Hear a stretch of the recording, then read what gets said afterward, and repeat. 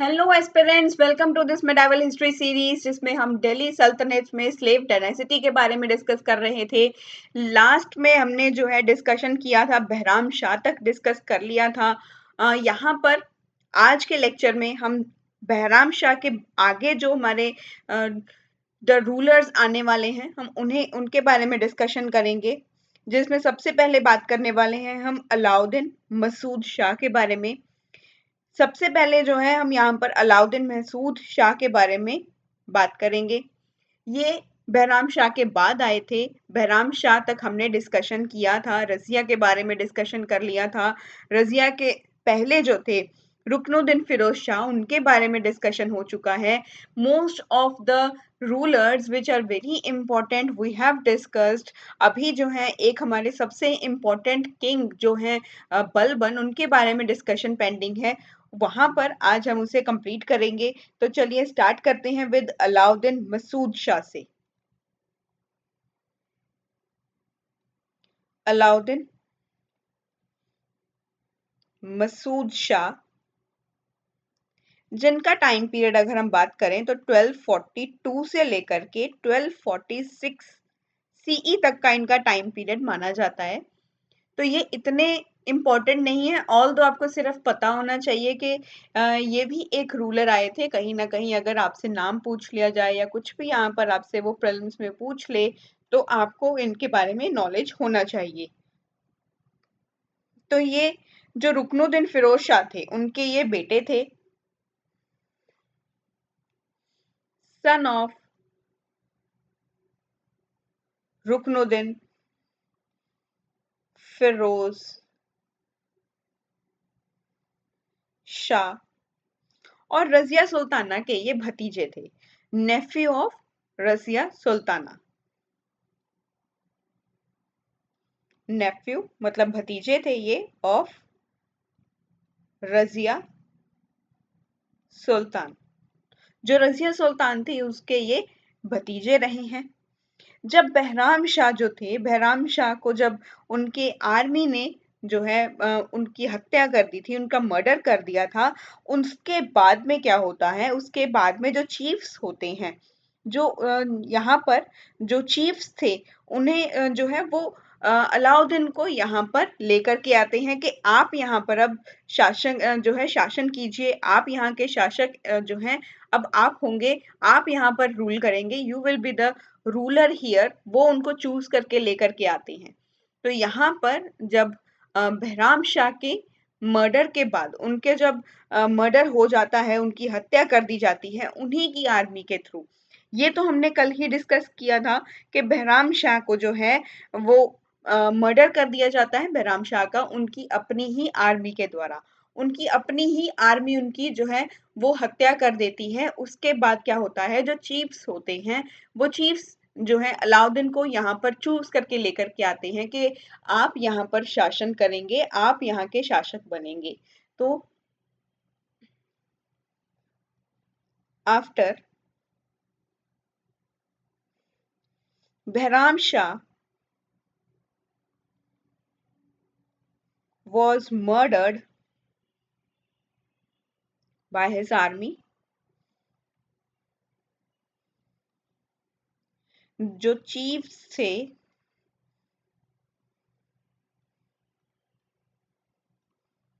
As ruler, तो इनको as A choose करके वो लेकर के आते हैं, आप यहाँ पर शासन कीजिए, आप यहाँ के शासक होंगे। तो ये कुछ छोटा सा इंफॉर्मेशन है अलाउद्दीन मसूद शाह के बारे में। लेकिन अभी यहाँ पर ये खत्म नहीं हुआ है, इनके बारे में और भी है। और यहाँ पर अगर जो है वो मैं आपको सिर्फ ओरली ही बता रही हूँ, एक कहानी सी है, उस कहानी को आप सुने रहें तो वो ज्यादा बेटर लगेगा, क्योंकि इनके बारे में इतना नहीं आने वाला कि ये जो है ये कौन थे, क्या है इनका। तो इनके बारे में जो है वो ज्यादातर यही कहा जाता है कि ये एक पपेट थे। ये जो चीफ्स हुआ करते थे, ये चीफ्स के हाथों की कठपुतली थे। ये मात्र एक चीफ्स के हाथों की कठपुतली बनकर रह चुके थे। इनका जो है इनका खुद का कोई डिसीजन नहीं होता था। ये कुछ भी जो है शासन करने के लिए इतने सक्षम नहीं थे। ये इतने ज़्यादा अच्छे नहीं थे कि बहुत ही अच्छा ये जो है रूल कर रहे हैं। बहुत ही कहीं इनके बारे में कुछ सुनने को मिल रहा है कि इनका जो है वो शासन बहुत अच्छा रहा है, कहीं न कहीं इन्होंने कुछ जो है वो जो प्रजा थी उन उसके लिए इन्होंने कुछ किया हो या कुछ इनका जो है कंट्रीब्यूशन रहा हो, ऐसा कुछ भी नहीं है। He was mayor a puppet in the hands of the chiefs. जो चीफ्स थे उनके हाथों की ये कठपुतली थे, ये मात्र कठपुतली बनकर रह चुके थे और वास्तव में इनका जो है कुछ भी कंट्रीब्यूशन नहीं है। ये इतने अच्छे शासक थे ही नहीं। ये सक्षम नहीं थे। ही वॉज वर्थलेस, ये वर्थलेस थे, इनकम्पिटेंट थे। इनके पास जो है वो कैपेबिलिटी नहीं थी, एक जो रूलर की होनी चाहिए, एक जो राजा है, राजा की एक पर्सनैलिटी होती है, वो इनकी नहीं थी। He was not that up to the mark कि भी ये कोई गवर्नमेंट को संभाल पाए, ये कोई रूल संभाल पाए, ये ऐसे नहीं थे। ये बहुत ही ज़्यादा इनफेमस थे for his fondness for entertainment and wine. मतलब कि ये सबसे ज़्यादा जो थे जो अलाउद्दीन मसूद जो थे वो सबसे ज़्यादा इन्वॉल्व रहते थे कि इनको एंटरटेनमेंट में ज़्यादा इंटरेस्ट रहता था। शासन कैसे करना है वो इनको मालूम नहीं था, लेकिन ही वॉज वेरी मच कीन interested in entertainment and wine. इनको वाइन में बहुत इंटरेस्ट था। अल्कोहलिक थे ये। अल्कोहल में ये सबसे ज़्यादा जो है वो इंटरेस्ट रखते थे। अल्कोहल पी लिया, कभी एंटरटेनमेंट कर लिया, बस इनकी शुरुआत ही ऐसे होती थी। ये ऐसे ही रहते थे। इनको कुछ पड़ी ही नहीं थी। इनको पड़ी ही नहीं है। ये शासन किस काम का है ना, वही बात इनके लिए हो चुकी थी कि भी इनको पड़ी ही नहीं थी कि शासन भाड़ में जाए जनता। मेरा काम जो है वो सिर्फ एंटरटेनमेंट करना, एंटरटेन होना है। मैं यहाँ पर शासन जो है एज अ रूलर बैठा हूँ, सिर्फ अय्याशी के लिए बैठा हूँ। ये अय्याश एक पर्सन थे। ये अय्याशी में ही डूबे रहते थे। हर वक्त इनका जो ध्यान था वो अय्याश चीजों में ही रहता था, अल्कोहल में रहता था, एंटरटेनमेंट में रहता था। तो उसके बाद क्या होता है, 1246 सीई के दौरान क्या होता है? तो इसके बाद समा आया 1246 सीई का। 1246 सीई का समा आता है। चीफ्स जो होते हैं वो इनकी जो एक ग्रीड थी, इनकी जो भूख थी, वो इनकी एक हंगर जो थी कि मुझे और पावर चाहिए, और ज्यादा पावर चाहिए। इनको सिर्फ पावर में मजा आ रहा था। जो एक रूलर की पावर होती है वो पावर में ही मजा आ रहा था। ये उस जो है पावर के नशे में ही ये डूब कर रह चुके थे। इनको सिर्फ उस पावर में मजा आ रहा था। इनको कुछ फ़र्क नहीं पड़ रहा था कि कैसे जो है वो शासन करना है, मुझे क्या इकोनॉमिक कंडीशन जो है उसे कैसे हैंडल करना है, एडमिनिस्ट्रेशन कैसे चलाना होगा, जो यहाँ पर मेरे वर्कर्स हैं उनको मुझे कैसे उनका ध्यान रखना चाहिए, क्या करना चाहिए, क्या चीज़ नहीं करनी चाहिए, वो सब चीज़ों को इनके बारे में जो है इनको कुछ भी नहीं पड़ी थी। ये इनका ध्यान ही नहीं था उन सब चीज़ों के बारे में। चीफ्स क्या कर रहे हैं इनको पता ही नहीं है। नोबल्स क्या कर रहे हैं वो भी इनको खबर नहीं है। रेवेन्यू कहाँ से आ रहा है इनको पता ही नहीं है। सोल्जर्स क्या काम कर रहे हैं पता ही नहीं है। सोल्जर्स बाहर बैठकर झक मार रहे हैं, जो है वहां पर वो लोग बैठ करके एकदम जो है बैठे हैं कि भी क्या ही राजा चूज कर लिए ये लोग। कोई काम ही नहीं करता है, ना ना खुद कर रहा है, ना हमें करने दे रहा है, ना कुछ भी नहीं कर रहा। हाथ पे हाथ धरे बैठे हैं सभी। तो यहाँ पर बैठ-बैठ कर सभी का वेट गेन हो चुका है, सबकी सेडेंटरी लाइफ़स्टाइल हो चुकी है। They have put on their weights. ऐसा नहीं है कि सच में पुट ऑन देयर वेट्स, वो सच में वो फैट नहीं हो रहे थे, वो फैटी पर्सन्स नहीं हो रहे थे, सच में ऐसी बात नहीं है। आई एम जस्ट सेइंग कि भी उनका कोई कंट्रीब्यूशन नहीं था अपने शासन की ओर, अपने एडमिनिस्ट्रेशन की ओर, उनका ध्यान नहीं था। उनको सिर्फ पावर में मज़ा आ रहा था। जो एक जो है एक रूलर होता है, रूलर की एक पावर होती है, उनको उस पावर में ही मज़ा आ रहा था। और उनकी ये पावर की जो भूख थी, ये जो हंगर था, उनकी ये ग्रीडीनेस थी, वो बढ़ती ही जा रही थी। वो बढ़ती ही जा रही थी, एक ग्रीडी डॉग की तरह हो चुके थे। एक ग्रीडी डॉग देखा है ना कि भी उसको जब वो स्टोरी तो आपने पढ़ी ही होगी ग्रीडी डॉग की, कि उसको जो है मीट का पीस उसके मुंह से नीचे गिर जाता है, क्योंकि जब वो पानी के अंदर अपनी ही खुद की इमेज देखता है, and he thinks that there is one another dog which is carrying a piece of meat in his mouth, and when that dog barked towards the another dog, then the piece of meat fell into the water. And hence we say that कि भी जो greediness होता है, जो greedy चीजें होती हैं, वो हमारे लिए अच्छी नहीं है। ग्रीड जो है, लालच जो है वो बुरी बला होती है। लालच इनके मन में जो है वो बैठ रहा था। शासन का एक जो भूख थी वो इनकी बढ़ती ही जा रही थी। इसी वजह से जो चीफ्स थे, चीफ्स इनसे नाखुश हो रहे थे। वो अपसेट हो रहे थे कि हमने कैसे व्यक्ति को चूज कर दिया यार, इसकी जगह पर किसी और को चूज करना चाहिए था। क्या पर्सन चूज किया है, तो वो क्या करते हैं, इसे रिप्लेस कर देते हैं। तो वो अलाउद्दीन मसूद को रिप्लेस कर देते हैं। किससे रिप्लेस करेंगे, वो नसीरुद्दीन महमूद से रिप्लेस करेंगे। देन दे विल रिप्लेस, तो अलाउद्दीन मसूद को हटा करके नसीरुद्दीन महमूद को शासक बना दिया जाता है। 1246 सीई के दौरान जो चीफ्स होते हैं, उनको जो है यहाँ पर लगता है कि अभी इनकी जो भूख थी वो ज्यादा बढ़ती ही जा रही थी जो है पावर की ओर। Then the chiefs,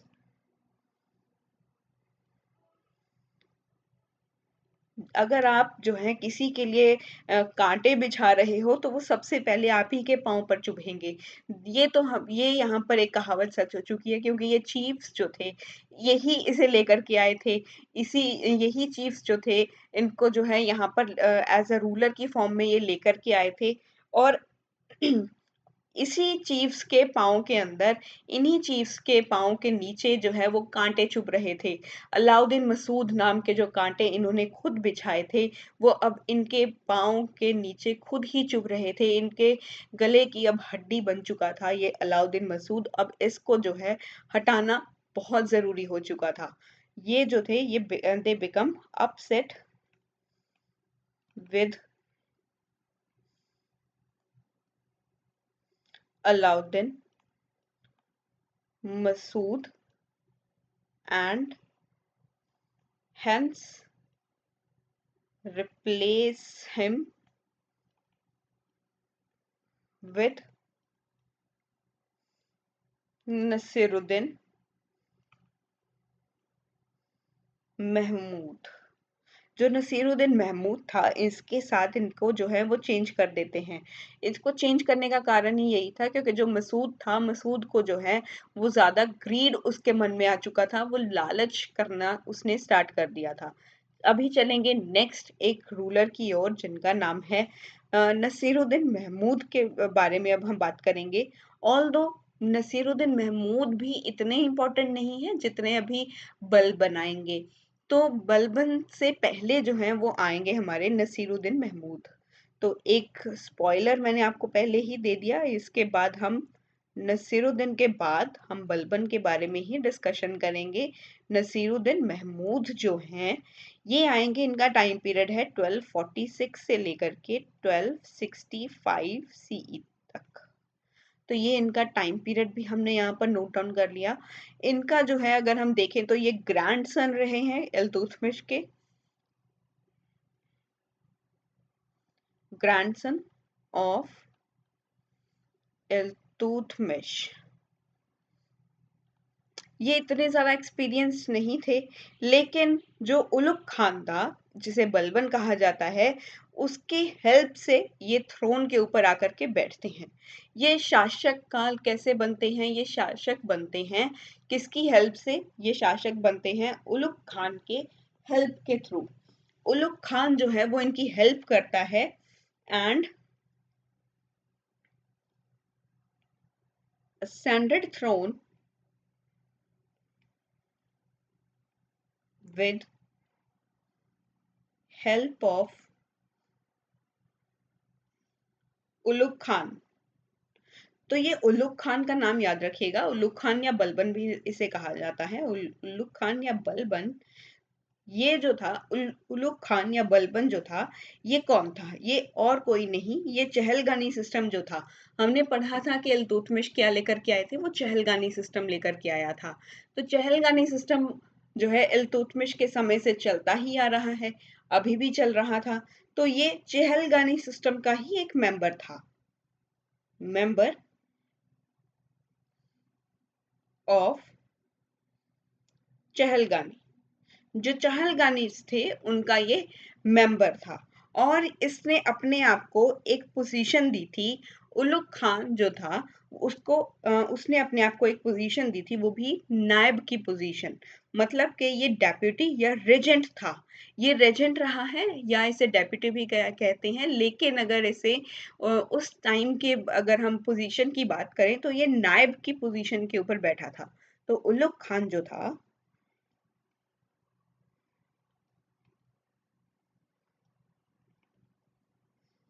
Ulugh Khan नायब की पोजीशन के ऊपर बैठा था, जो कि एक डेप्यूटी की पोजीशन थी, या इसे रेजेंट की पोजीशन भी कहा जाता है। या रेजेंट की पोजीशन लगा लो या डेप्यूटी की पोजीशन इसे लगा लो। तो इसने अपनी पोजीशन को, इसने नायब की जो पोजीशन थी इसे स्ट्रेंथन करने के लिए इसने एक यहाँ पर गेम प्लान देखा। वो गेम प्लान क्या था कि इसने अपनी ही बेटी की शादी करवा दी थी नसीरुद्दीन के साथ। तो उलुग खान ने यहाँ पर अपनी बेटी की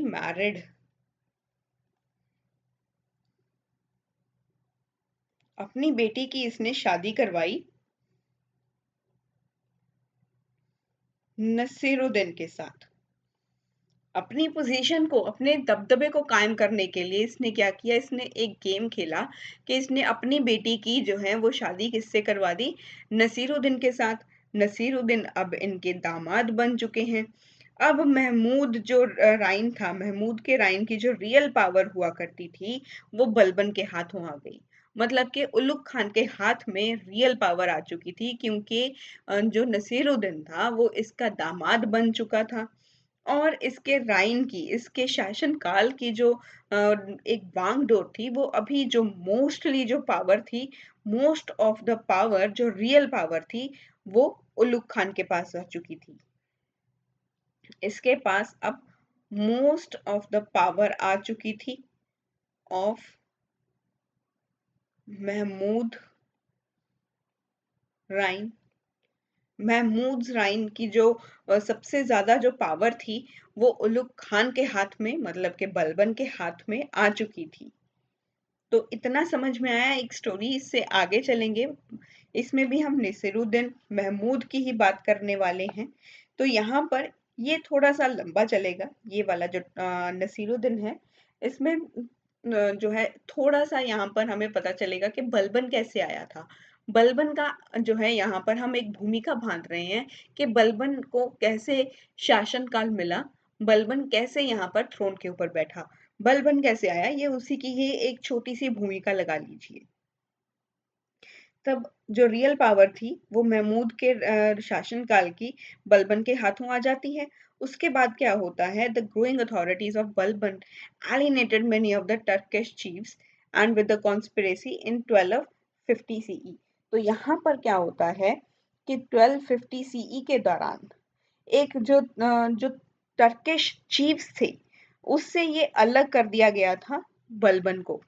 बलबन को इनसे, टर्किश चीफ से इनसे अलग कर दिया गया था। 1250 सीई के दौरान क्या होता है, एक षड्यंत्र रचाया जाता है।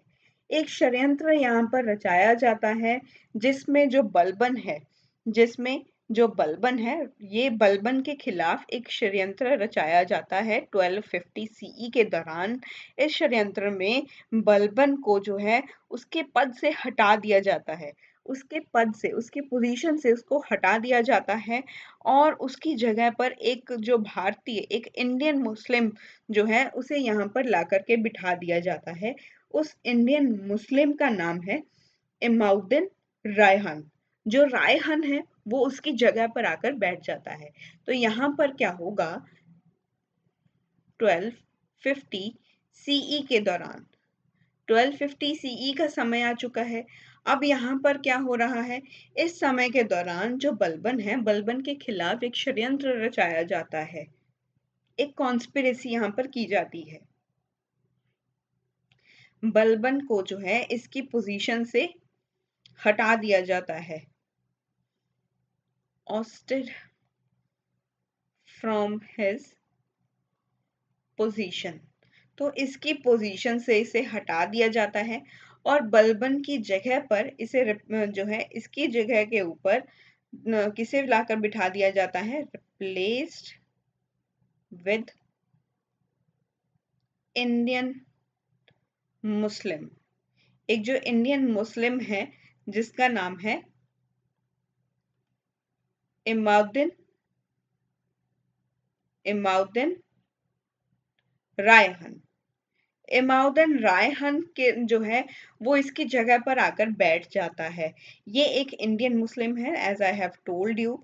तो इसके बाद क्या होता है, इसके बाद जो है इसे बिठाया जाता है क्योंकि जो बाकी के लोग थे वो इस बात के ऊपर सहमत नहीं हो पा रहे थे कि बलबन का जो यहाँ पर उत्तराधिकारी है, बलबन का जो सक्सेसर बनेगा वो किससे बनाना चाहिए, वो किस टर्किश जो चीफ्स था उनमें से किसे जो है यहाँ पर बिठाना चाहिए।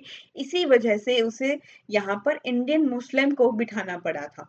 यहाँ पर टर्किश चीफ बैठना चाहते थे इसकी जगह के ऊपर, बलबन की जगह के ऊपर बैठना तो टर्किश चाहते थे, टर्किश चीफ जो थे वो चाहते थे, लेकिन उनके आपस के बीच में ही कोई ऐसी जो है सहमति नहीं हो पा रही थी। उनके खुद के बीच में जो है यहाँ पर कुछ जो है अनबन ऐसे हो रहे थे, कोई सहमत ही नहीं हो पा रहा था कि किसे बिठाना चाहिए। तो इस चीज को जो है देखते हुए सभी टर्किश चीफ ने ये डिसाइड किया कि जो इंडियन मुस्लिम होगा जिसका नाम है रायहन, इसको यहाँ पर बिठाया जाएगा बलबन के एज अ सक्सेसर की फॉर्म में। तो बलबन का जो सक्सेसर बैठेगा, इसकी पोजीशन का जो सक्सेसर होगा वो होगा रायहन। तो रायहन इसके पोजीशन के ऊपर बैठ जाता है। तो यहाँ पर क्या होता है, इसके बाद जो है बलबन इस बात से जो है एग्री कर जाता है कि मैं ठीक है, आपने मुझे हटाया, मैं यहाँ से चला जाऊंगा। तो वो इस बात से सहमत हो जाता है, बलबन अपना पद छोड़ने के लिए सहमत हो जाता है। वो कहता है कि आप चाहते हो मैं अपनी पोजीशन छोड़ दूं, तो मैंने छोड़ दिया। लेकिन वो भी एकदम से कच्चा खिलाड़ी तो नहीं था। Balban was a very brilliant player of this game. वो भी इस गेम का एक अच्छा खिलाड़ी था। वो भी ये सोच रहा था कि बेटा, तुमने अगर यहाँ पर ये षड्यंत्र रचा है तो फिर तुम देखते जाओ तुम्हारे साथ होगा क्या क्या। तो जो है कोई भी जो है अगर आपने किसी से बदला लेना हो तो आपको सामने से बोल कर नहीं सुनाना चाहिए, किसी को भी सामने से ये नहीं कहना चाहिए कि बेटा तुम देखते जाओ। अपने मन में बलबन ये ख्याल ये लेकर के जाता है कि बेटा तुम देखते रहना कि अब हम लौटेंगे, वो भी नए अंदाज के साथ। बलबन लौटेगा लेकिन नए अंदाज के साथ लौटेगा। वो सहमत होकर के अपनी पोजीशन को छोड़कर चला जाता है, लेकिन वो भी एक अपना अलग से एक ग्रुप बना लेता है।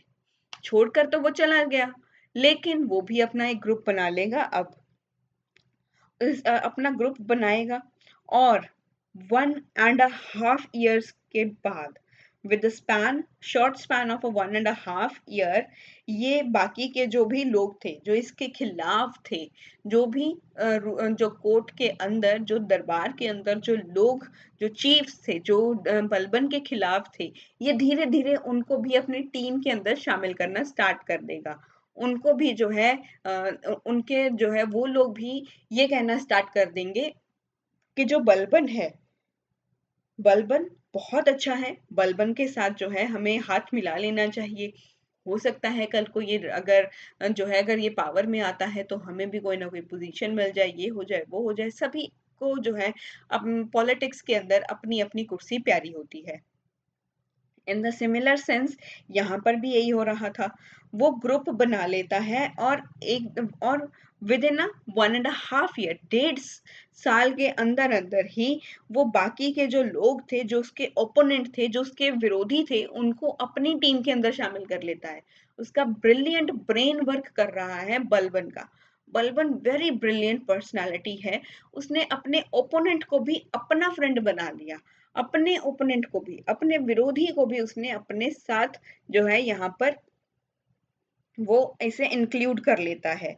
फिर कुछ समय के बाद जो बलबन होता है, Balban was reinstated with even more powers. यहाँ पर क्या होता है, बलबन को और भी अधिक शक्तियों के साथ जो है सिंहासन के ऊपर बिठाया जाता है।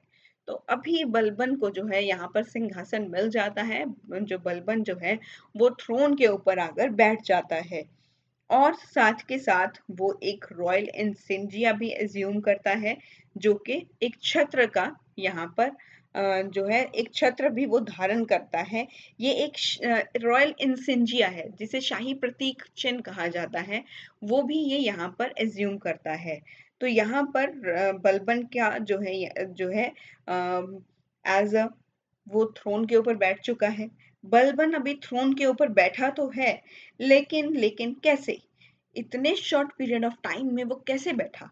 ये सब कुछ हो रहा था 1265 सीई के दौरान की बात है। 1265 सीई के दौरान की बात है। वो इतना जो मैंने अभी आपको कहानी बताई है, वो इतनी ज़रूरी नहीं थी लिखने वाली कि भी उसने लोगों को जो है अपनी साइड पर कर लिया, ये कर लिया, वो इतना इम्पोर्टेंट नहीं था।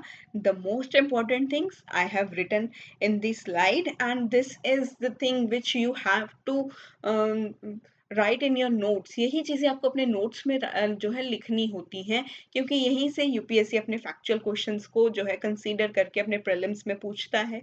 और तो और अगर मेंस के बारे में बात कर रहे हो, तो मेंस में तो आपको जो है वो एडमिनिस्ट्रेशन के ऊपर ज़्यादा क्वेश्चंस आएंगे, वो एडमिनिस्ट्रेशन के ऊपर आएंगे। जस्ट लाइक कि अभी बलबन का जो एडमिनिस्ट्रेशन है वो कैसा रहा है, वो रेवेन्यूज कैसे जनरेट कर रहा था, वो सब चीज़ें आप लोगों के लिए इंपॉर्टेंट होंगी। वो भी उनको जो है आपको इंटरलिंक करके बताना होता है अपने मेंस के आंसर्स में। वो भी हम डिस्कस करेंगे जब हम मेंस के आंसर राइटिंग की आपको मैं एक प्रैक्टिस क्वेश्चन भी बताऊंगी कि आपको किस तरीके से चीज़ें लिखनी होती हैं। अगर आपको आंसर राइटिंग के लिए भी कुछ वीडियोस चाहिए तो आप मुझे कमेंट सेक्शन में बता सकते हो। तो यहाँ पर 1265 सीई के दौरान क्या होता है, यहाँ पर जो महमूद है उसकी डेथ हो जाती है, नसीरुद्दीन की डेथ हो जाती है। महमूद की यहाँ पर डेथ हो जाती है। यहाँ पर कुछ इस तरह के हमारे पास हिस्टोरियंस प्रेजेंट हैं, जैसे कि इब्न बतूता और हमारे इसामी। इब्न बतूता और इसामी ये दो हिस्टोरियंस हैं जो ये कहते हैं कि बलबन ने नसीरुद्दीन को जो है वो जहर दे दिया था ताकि वो जो है थ्रोन के ऊपर आकर के बैठ सके। बलबन खुद थ्रोन के ऊपर बैठना चाहता था, इसी वजह से उसने नसीरुद्दीन को जहर दे दिया था। ये कुछ हिस्टोरियंस का कहना है। जो भी इब्न बतूता और इसामी जैसे हिस्टोरियंस हैं, जो हमारे पास historians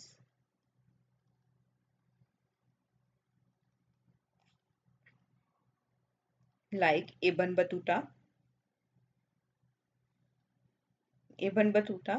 प्लस इसामी, ये दोनों क्या कहते हैं, इनके जैसे कुछ हमारे हिस्टोरियंस हैं वो कहते हैं बलबन ने क्या किया, बलबन ने जहर दे दिया नसीरुद्दीन को। नसीरुद्दीन को इन्होंने जो है वो जहर दे दिया एंड ascended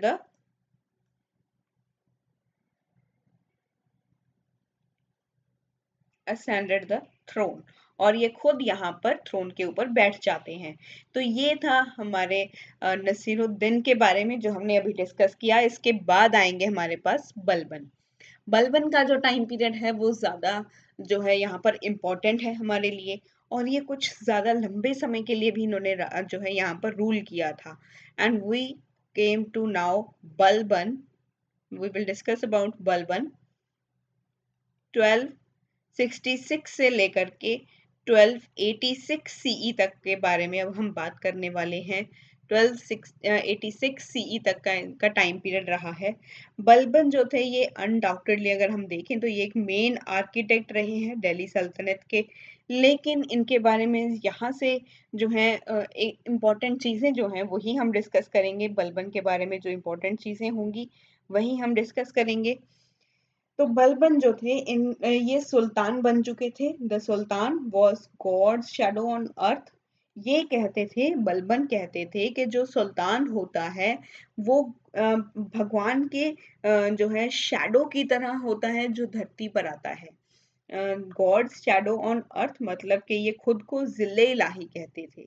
जिले इलाही जो वर्ड है ये जो क्वेश्चन है ये पीवाईक्यूज में भी आया हुआ है।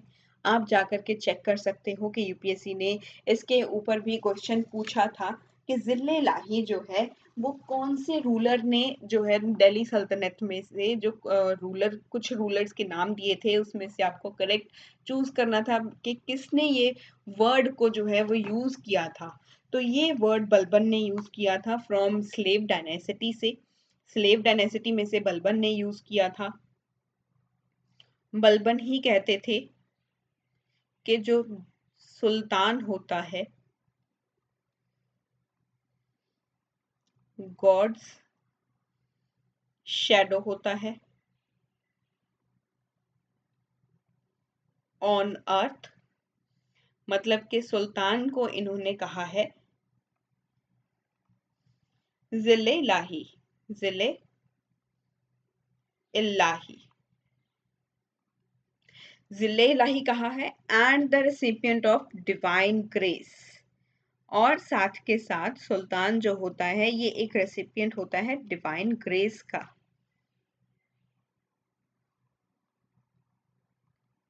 Recipient of divine grace.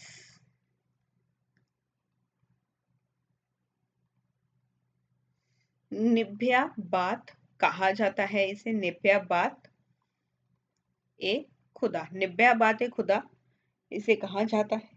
ये आप निभ्या बातें खुदाई या खुदा इसे कहा जाता है। आई विल से खुदाई ही है ये। I am sorry, I haven't seen. खुदाई कहा जाता है। निभ्या बात एक खुदाई जो है कहा जाता है। The recipient of divine grace को बोला जाता है जो यूज किया था सुल्तान के लिए बलबन ने। इसके बाद अगर हम देखें तो इन्होंने बहुत ज़्यादा हार्ड वर्क किया है अपनी पोजीशन का अपने दबदबा बनाने के लिए। इन्होंने बहुत हार्डशिप किया। बलबन जो थे इनको जो है एक्सपीरियंस था रेजेंट का। लास्ट में नसीरुद्दीन के साथ ये एज अ रेजेंट की फॉर्म में रहे हैं तो रेजेंट का इनको बहुत ज़्यादा जो है वो एक्सपीरियंस रहा है। इन ये समझते थे कि दिल्ली सल्तनत के लिए मुझे जो है उसको एकदम से इसको जो प्रॉब्लम्स आ रही थी दिल्ली सल्तनत के अंदर जो प्रॉब्लम्स थी उनको मैं कैसे टैकल कर सकता हूँ वो प्रॉब्लम्स के उनको पता था कि ये प्रॉब्लम्स आएंगी और वो प्रॉब्लम्स का इनको जो है सॉल्यूशन जो है इनको ढूंढना था। वो सॉल्यूशन भी इनको पता था कि मैं ये सब प्रॉब्लम्स को कैसे हैंडल कर सकता हूँ। तो वो प्रॉब्लम्स के बारे में भी पता था और उनके सॉल्यूशंस के बारे में भी इनको पहले से ही आइडिया था। तो इनको लगता था जो बलबन थे बलबन को पता था कि सबसे जो रियल जो खतरा होने वाला है द रियल चैलेंज जो होगा जो रियल थ्रेट जो होगा इनकी मोनार्की को आई एम सॉरी जो रियल थ्रेट जो होने वाला है इनकी इनकी मोनार्की को जो रियल थ्रेट जो आने वाला है वो होगा सबसे पहले नोबल्स के थ्रू। जो चहलगानी सिस्टम चल रहा था चहलगानी सिस्टम ही इनके लिए जो है वो सबसे बड़ा खतरा बन जाएगी। इनको पता था ही न्यू दैट जो रियल थ्रेट होगा जो रियल थ्रेट होगा टू मोनार्की वो कहाँ से होगा। वो होगा द 40 से जो चहलगानी सिस्टम था। जो 40s थे इनसे या जो नोबल्स थे इनसे होगा। नोबल्स ही चहलगानी सिस्टम के पार्ट थे वो इन्हीं से ही इनको जो है वो ज्यादा खतरा होने वाला था। क्योंकि इन्हीं की टीम में से जो चहलगानी का ये सिस्टम रहे, चहलगानी सिस्टम का ये हिस्सा रहे थे बलबन। बलबन भी इसी हिस्से का इसी इसके मेंबर थे। तो इनको पता था कि यही लोग होंगे, यही नोबल्स होंगे जो मेरे खिलाफ आकर के मेरे सामने खड़े हो जाएंगे, एज अ मेरे लिए थ्रेट बन जाएंगे। तो इनको ये सब बातें पहले से ही पता थी। He was convinced that only enhancing the power and authority of the monarchy he could solve this problem. ये अपनी मोनार्की को, अपने पावर को बढ़ा करके ही इन सब चीजों को जो है वो हैंडल कर सकते हैं। इतने थ्रेट को हैंडल करना एक पावरफुल व्यक्ति का काम है। तो इनका मानना था कि अगर मेरी मोनार्की स्ट्रांग होगी, मैं स्ट्रांग हो जाऊंगा, मेरे पास अबंडेंस ऑफ पावर होगी, तो मैं इनको हैंडल कर सकता हूँ। Then I can solve this kind of problems. तो ये इस तरह की प्रॉब्लम्स को हैंडल कर सकते थे। और तो और इन्होंने क्या किया, इल्तुतमिश की जो फैमिली थी, इल्तुतमिश की जो फैमिली थी उनको जो है ये उनकी ये हत्या करवा देते हैं, उनको मरवा देते हैं, उनकी हत्या हो जाती है। फैमिली में से किसी को भी ये छोड़ते नहीं हैं। तो इल्तुतमिश की फैमिली में से हर व्यक्ति की जो है डेथ के कारण जो है वो बलबन बनते हैं। बलबन ही इल्तुतमिश की फैमिली के को जो है वो डिस्ट्रॉय कर देते हैं, उसे खत्म कर देते हैं, मार देते हैं। और तो और उसको मारने के बाद ये चहलगानी सिस्टम जो है, चहलगानी सिस्टम को भी ये यहाँ पर इसे भी प्रहार कर देते हैं।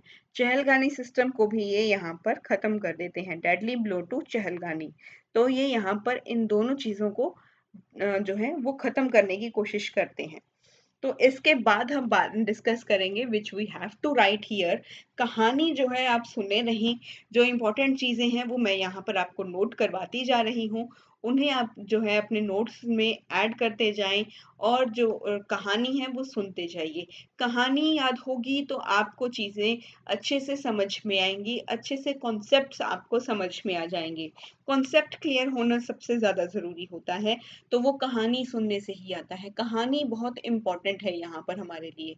हिस्ट्री है भी सभी कहानी के रिगार्डिंग ही, हिस्ट्री के अंदर होती ही कहानियां हैं।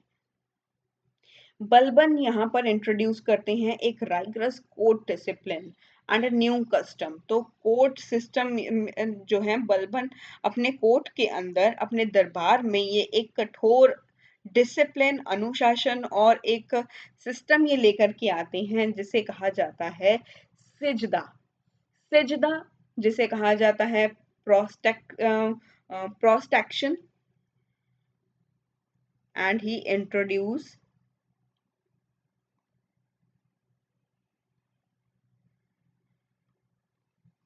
rigorous court discipline plus new customs, जिसमें हम इंक्लूड करेंगे सजदा को, जिसमें इन्होंने इंक्लूड किया है, यहीं पर I am including that is सजदा, जिसे बोला जाता है प्रोस्ट्रैक्शन।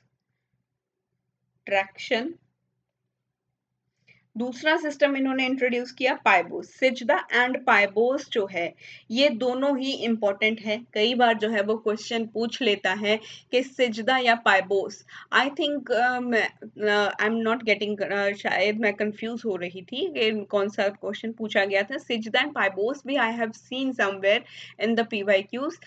May you please check this out that it was about Sajda and Paibos or about that जिल्ले इलाही, कि वो जिल्ले इलाही के बारे में क्वेश्चन था कि वो सिजदा एंड पाइबोस के बारे में था।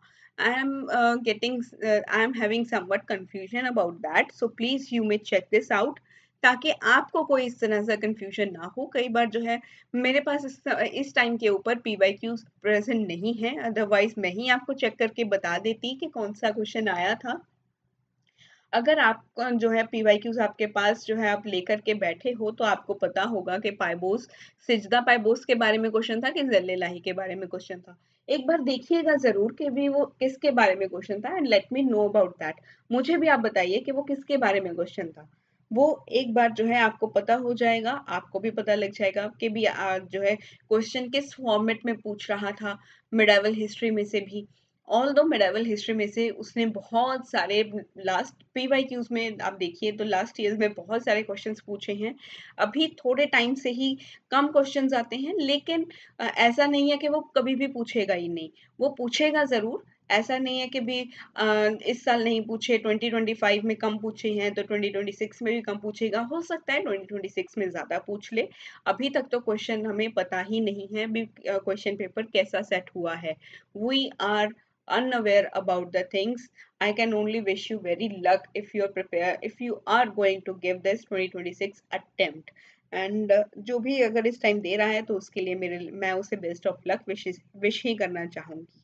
तो सिजदा एंड पाइबोस या जिले लाही में कौन सा क्वेश्चन आया था वो एक बार आप मुझे बताइए, अदरवाइज मैं भी चेक करके आप लोगों को वो बता दूंगी कि कौन सा क्वेश्चन आया था। तो पाइबोस का मतलब होता है